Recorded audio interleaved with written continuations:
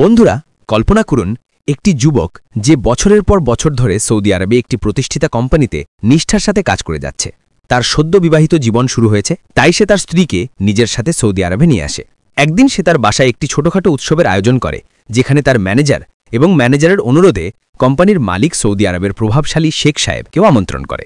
শেখ সাহেব তার সরু অপরূপ সুন্দরী স্ত্রীকে দেখে সম্পূর্ণভাবে মোহিত হয়ে পড়েন। বন্ধুরা, এরপর কি ঘটনা ঘটেছিল তা জানার জন্য ভিডিওটির শেষ অবধি থাকুন, কারণ এই গল্প থেকে আপনারাও নিশ্চয়ই কোনো না কোনো গভীর শিক্ষা লাভ করবেন।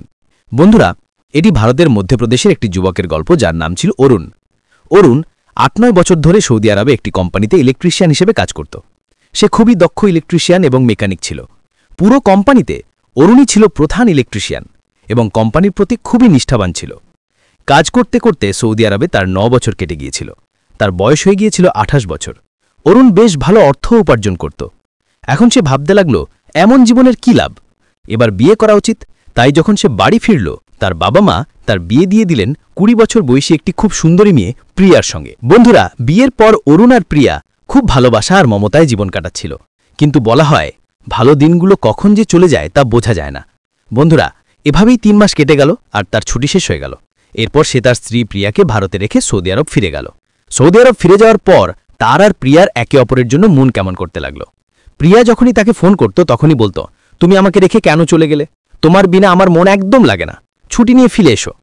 কিন্তু অরুণ বলতো, এখনো তো আমার এসে ১ মাসও হয়নি, এখন ছুটি পাবো ২ বছর পর, কিন্তু তোমার যে অবস্থা আমারও সেই একই অবস্থা, কিন্তু আমি কি করতে পারি? প্রিয়া ফোনে বলল, আমি কিছু জানি না, যেভাবেই হোক তুমি আমার কাছে ফিরে এসো, আমি তোমার বিনা থাকতে পারছি না। বন্ধুরা, তারপর একদিন সন্ধ্যায় অরুণ বসে ভাবতে লাগলো, ইয়ার কথাটা তো ঠিকই, আমার অর্ধেক জীবন তো চলে গেছে, এখন তো বিয়ে করেছি, আর এমন টাকার কি করব যখন নিজের স্ত্রীকে সময় দিতে পারছি না। যাই হোক, সে কোম্পানির প্রধান লোক ছিল, তাই সে কোম্পানির যে কোনো লোক বা মালিকের সঙ্গে সে নির্দ্বিধায় কথা বলতে পারত।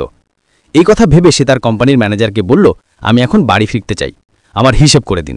বন্ধুরা, যেহেতু সে ৯ বছর ধরে কাজ করছিল, তার ফান্ডও কাটা হচ্ছিল, ১.৫ থেকে ২ লাখ টাকা তার হয়েছিল। সে ভেবেছিল এই টাকা সহজেই পেয়ে যাবে এবং বাড়ি ফিরে যাবে, সেখানে কিছু কাজ করব।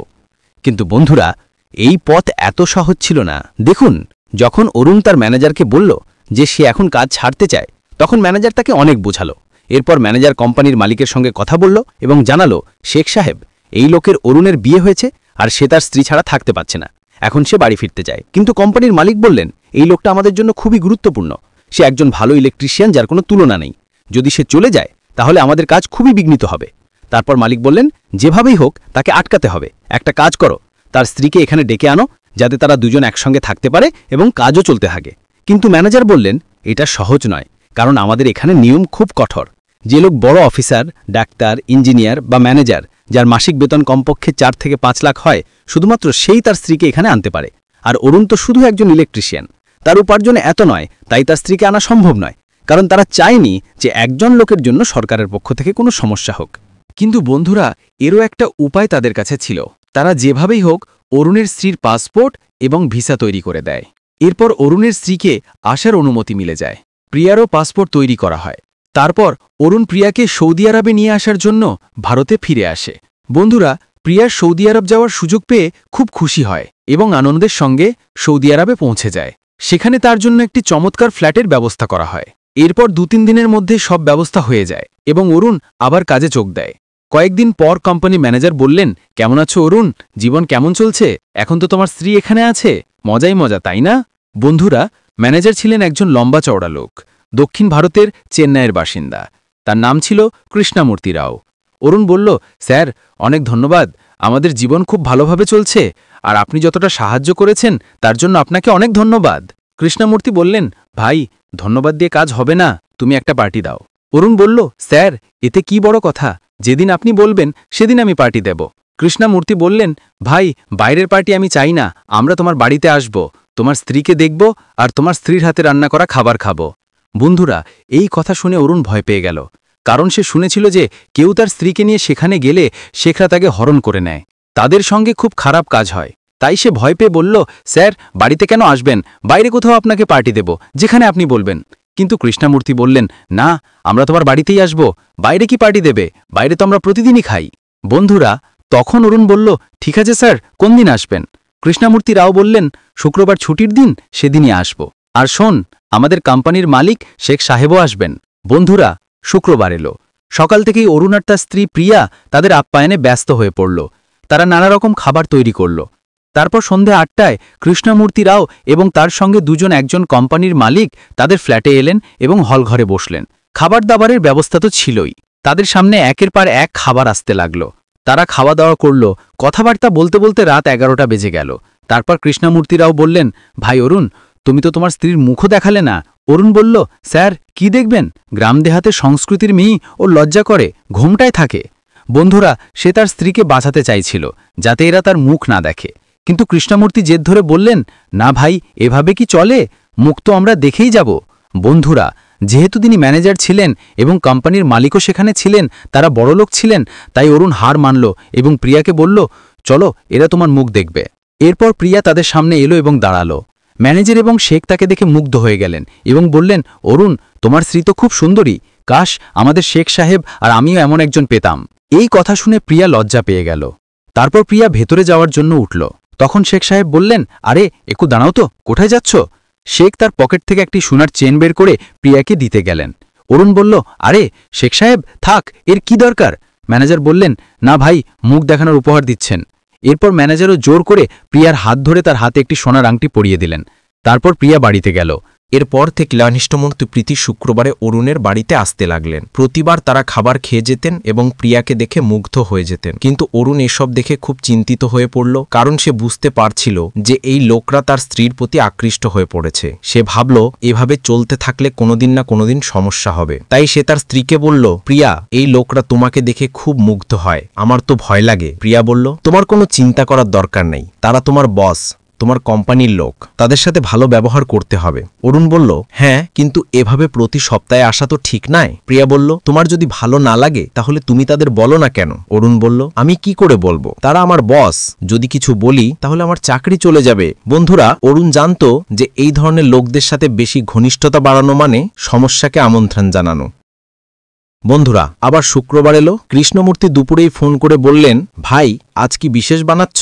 অরুণ একটু ভয় পেল, কিন্তু হ্যাঁ হু করে গেল। তারপর সন্ধ্যায় পার্টি হলো, কিন্তু অরুণের মন এখন উঠে যাচ্ছিল। সে প্রিয়াকে কিছু বলতে পারেনি, কারণ সে জানতো যে যদি এসব বলে তাহলে প্রিয়ার খুব খারাপ লাগবে এবং হয়তো সে রেগে যাবে। বন্ধুরা, রবিবারের দিন এলো। ম্যানেজার কৃষ্ণমূর্তি অরুণকে একটি দূরের সাইটে কাজে পাঠিয়ে দিলেন এবং এবার নিজে হঠাৎ প্রিয়ার কাছে চলে গেলেন। দরজায় বেল বাজালেন। প্রিয়া দরজা খুলে কৃষ্ণমূর্তিকে দেখে চমকে গেল এবং একটু ভয়ও পেল। সে বলল, স্যার, আপনি? অরুণ তো বাড়িতে নেই। কৃষ্ণমূর্তি হেসে বললেন, হ্যাঁ, আমি জানি সে সাইট অফিসে গেছে, কিন্তু তুমি তো আছো, আমাকে কি ভেতরে ডাকবে না? প্রিয়া বুঝল যে এই লোকটা একটু বেশি এগিয়ে যাচ্ছে, কিন্তু ভয়ের কারণে সে কিছু বলতে পারল না, কারণ সে জানতো যে এ বড় লোক, যদি কিছু উল্টোপাল্টা বলে তাহলে অরুণের জন্য সমস্যা হতে পারে। তাই সে একটু দ্বিধার সঙ্গে সে ভেতরে চলে গেল। বন্ধুরা, কৃষ্ণমূর্তি রাও পিছন পিছন গেলেন এবং একটি সোফায় চুপচাপ বসে পড়লেন। কিছুক্ষণ বসে রইলেন আর প্রিয়া ভেতরের ঘরে রইল। এবার কৃষ্ণমূর্তির ধৈর্য ভেঙে গেল এবং তিনি ঘরের ভেতরে গিয়ে প্রিয়ার সঙ্গে ছেড়খানি শুরু করলেন। প্রিয়া তার কোনো উত্তরও দিতে পারল না, কোনো আপত্তিও করতে পারল না। তবে সে খুব সুন্দরভাবে ম্যানেজারকে বোঝালো এবং তাকে বাইরে সোফায় বসিয়ে দিল। প্রিয়া, যে আগে থেকেই ভয়ে ছিল, তাড়াতাড়ি একটি ঘরে গিয়ে অরুণকে ফোন করলো। সে বলল, ওই লোকটা জোর করে বাড়িতে ঢুকে এসেছে। অরুণ ভয় পেয়ে জিজ্ঞাসা করল, কি? সে ভেতরে কিভাবে ঢুকলো? প্রিয়া বলল, কিছু বুঝতে পারছি না, তাড়াতাড়ি এসো, আমার খুব ভয় করছে। অরুণ বলল, আমি তো অনেক দূরে আছি, সে কি তোমাকে কিছু বলেছে? প্রিয়া বলল, না, কিছু বলেনি, তবু ভয় করছে। ঠিক আছে, তাড়াতাড়ি আসার চেষ্টা করছি। ফোন কেটে গেল। কিছুক্ষণ পর কৃষ্ণমূর্তি আবার ভেতরে গেলেন এবং প্রিয়ার সঙ্গে আবার ছেড়খানি শুরু করলেন। এবার তিনি খুব ভয়ঙ্কর নেকড়ের মতো মনে হচ্ছিল। তাকে দেখে প্রিয়া একেবারে ভয় পেয়ে গেল। তিনি প্রিয়াকে বিছানায় শুয়ে জোর করতে লাগলেন। প্রিয়া তাকে অনেক সম্মান করছিল, তবু সে কৃষ্ণমূর্তি রাওকে একটি জোরে চড় মারল। কৃষ্ণমূর্তি এতটাই শক্তিশালী ছিলেন যে প্রিয়ার মতো 2-3 জন এলেও তার কিছু করতে পারত না। কিন্তু হঠাৎ তার কি হলো, সে প্রিয়ার সামনে হাত জোর করে ক্ষমা চাইল এবং বাইরে এসে বসে কাঁদতে লাগলো। প্রিয়া খুব অবাক হয়ে ভয়ে ভয়ে ভেতরে বসে রইল। প্রায় 1 ঘন্টা পর বাইরে এসে দেখল কৃষ্ণমূর্তি রাও সোফায় বসে কাঁদছে। সে খুব অবাক হলো, এত বড় লোক এভাবে কাঁদছে, কিন্তু সে কিছু জিজ্ঞাসা করল না, কারণ ভেতরে ভেতরে সে কাঁপছিল। প্রায় 2 ঘন্টা ধরে সেই লোকটি চুপচাপ বসে রইল। এর মধ্যে অরুণও বাড়ি ফিরে এলো। বেল বাজালো, কিন্তু প্রিয়া দরজা খোলার আগে কৃষ্ণমূর্তিকে জিজ্ঞাসা করল, স্যার, আপনার কি হয়েছে? তিনি কিছু বললেন না। প্রিয়া দরজা খুলল, অরুণ বাড়ির ভেতরে এলো। প্রিয়া ভাবল, যদি অরুণকে সব সত্যি বলি তাহলে কি ভাববে তা জানি না। তাই সে খুব চালাকির সঙ্গে অরুণকে বলল, এই বেচারা যখন থেকে এসেছে তখন থেকে এভাবে বসে কাঁদছে। অরুণ ভয় পেয়ে জিজ্ঞাসা করল, স্যার আপনার কি হয়েছে, আপনি কেন কাঁদছেন? এই কথা শুনে কৃষ্ণমূর্তি আরও জোরে কাঁদতে লাগল। অরুণ তার পাশে বসে ধীরে ধীরে জিজ্ঞাসা করল, স্যার কোনো সমস্যা আছে? বাড়িতে এসে এভাবে কান্নার কারণ কি? তখন তিনি তার জীবনের সবচেয়ে গভীর কথা খুলে বললেন। তিনি বললেন, অরুণ, আমারও একসময় একটি স্ত্রী ছিল, ঠিক তোমার প্রিয়ার মতো খুব ভালোবাসার। কিন্তু টাকার পিছনে ছুটতে ছুটতে আমি তাকে হারিয়ে ফেলেছি। সে বারবার ফোন করে বলতো, বাড়ি ফিরিয়ে এসো, তোমার বিনা আমার মন লাগে না। কিন্তু আমি সবসময় বলতাম, এখন ব্যবসা, এখন মিটিং, এখন সময় নেই। তার কণ্ঠ ভারী হয়ে গিয়েছিল। শেষে সে আরেকটি বিয়ে করে নিয়েছে। এখন আমার কাছে কোটি কোটি টাকা আছে, বাংলো আছে, গাড়ি আছে, কিন্তু সে নেই। এখন আমার মনের অবস্থা একজন ভিখারির মতো। অরুণ কিছু বলতে পারল না। তারপর কৃষ্ণমূর্তি বললেন, আমি প্রিয়াকে আমার স্ত্রী ভেবে শুধু এটুকুই বলেছিলাম। এর আগেই প্রিয়া বলে উঠল, স্যার আপনি তো এসে থেকে এভাবে সোফায় বসে কাঁদছেন। আমি জিজ্ঞাসা করল, আপনি কিছু বলেননি? আপনার কান্না দেখে আমি চা পানি করতেও ভুলে গেছি। প্রিয়া বলল, আপনার নজরে কি করে নেই? আপনিও বিয়ে করুন, যে আপনার মতো ভাঙা মানুষের সঙ্গে জীবন কাটাতে প্রস্তুত। অরুণ এসব শুনে অবাক হয়ে গেল। কিন্তু প্রিয়া এমনভাবে কথা বলল যে অরুণের একটুও সন্দেহ হলো না যে এদের মধ্যে কিছু হয়েছে। প্রিয়া বেচারি ভাবতে লাগলো, হয়তো এর স্ত্রীর কথা মনে পড়ছে, হয়তো তার স্ত্রী ঠিক আমার মতো ছিল, আমার চেহারার সঙ্গে তার চেহারা মিলে যায়। অরুণ কিছুক্ষণ চুপ করে থেকে বলল, স্যার আপনার বয়স এখন প্রায় 50 পেরিয়ে গেছে। আজকাল কোন মেয়ে এমন লোকের সঙ্গে বিয়ে করে? তখন প্রিয়া ধীরে বলল, অরুণ 1 মিনিট ভেতরে এসে আমার কথা শোনো। তুমি তো জানো আমার একটা তালাকপ্রাপ্ত বোন আছে, তার বয়স 40 বছর, সে অশিক্ষিত। তুমি চাইলে আমি তার সাথে কথা বলতে পারি। অরুণ রাজি হলো এবং তারা দুজনে বাইরে এসে কৃষ্ণমূর্তির সঙ্গে এই বিষয়ে কথা বলল। কৃষ্ণমূর্তি রাবের চোখে চমক এলো।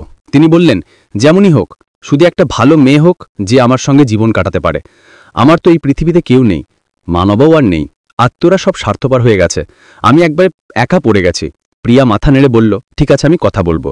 কৃষ্ণমূর্তি প্রিয়ার সাথে যা করেছিল তা প্রিয়া ভুলে গেল এবং সেই সন্ধ্যায় সে তার মায়ের সঙ্গে ফোন করে এবং তার বোন লিলির সঙ্গেও কথা বলে। এরপর কয়েকদিনের মধ্যে কৃষ্ণমূর্তি, অরুণ এবং প্রিয়ার মধ্যে বেশ কয়েকবার দেখা হয়, কথাবার্তা হয়। ধীরে ধীরে সবাই মনে করতে লাগলো যে কৃষ্ণমূর্তি সত্যি একজন ভালো মানুষ। তারপর স্থির হলো যে লিলি আর কৃষ্ণমূর্তির বিয়ে দেওয়া হবে। কৃষ্ণমূর্তি পেশায় ইঞ্জিনিয়ার ছিলেন এবং কোম্পানির ম্যানেজারও ছিলেন। তার কাছে আসল ডিগ্রি ছিল। তিনি লিলির পাসপোর্ট তৈরি করলেন এবং তাকে সৌদি আরব ডাকলেন। তাদের বিয়ে হয়ে গেল। এরপর তারা স্বামী স্ত্রী হিসেবে জীবন শুরু করল। এখন জীবনের একটি নতুন শুরু হলো। 10 বছর খুব সুখে কেটে গেল। এই সময়ে কৃষ্ণমূর্তি এবং লিলির 2টি সন্তান হলো। অরুণ এবং প্রিয়ারও 2টি সন্তান হলো। সবাই একসঙ্গে মিলেমিশে থাকত। কৃষ্ণমূর্তির কাছে প্রচুর টাকা ছিল। তিনি সবাইকে বিভিন্ন দেশে ঘুরিয়ে নিয়ে গেলেন। সবকিছু দারুণভাবে চলছিল। কিন্তু তারপর কৃষ্ণমূর্তি রাওয়ের বয়স 60 বছর হয়ে গেল এবং এক রাতে তিনি হৃদরোগে আক্রান্ত হয়ে মারা গেলেন। পুরো পরিবার যেন ভেঙে পড়ল। শিশু, লিলি, প্রিয়া এবং অরুণ সবাই কেঁদে কেঁদে ভেঙে পড়ল। সবার সুখ যেন কারোর নজর লেগে গেল। এরপর কারোরই সৌদি আরবে মন লাগল না। তারপর অরুণ, প্রিয়া, লিলি এবং শিশুরা ভাড়াতে ফিরে এলো। লিলি কিছুদিনের জন্য তার মায়ের বাড়ি চলে গেল, কিন্তু সেখানেও তার মন লাগল না। শেষে সে সৌদি আরবের সম্পত্তি বিক্রি করে দিল এবং কৃষ্ণমূর্তির যে টাকা তার অ্যাকাউন্টে রেখে গিয়েছিলেন তা লিলির নামে আগে থেকে করে দিয়েছিলেন, কারণ তিনি তার অসুস্থতার আভাস পেয়েছিলেন। লিলির কাছে আজ টাকার কোনো অভাব নেই, কিন্তু কৃষ্ণমূর্তির অভাব কখনো পূরণ হবে না। লিলি, অরুণ, প্রিয়া এবং সব শিশুরা আজও তাকে খুব মনে করে। বন্ধুরা, এই ছিল আজকের গল্প। পছন্দ হলে লাইক করুন, চ্যানেলটি সাবস্ক্রাইব করুন এবং বেল আইকনের বোতামটিও টিপুন। ধন্যবাদ।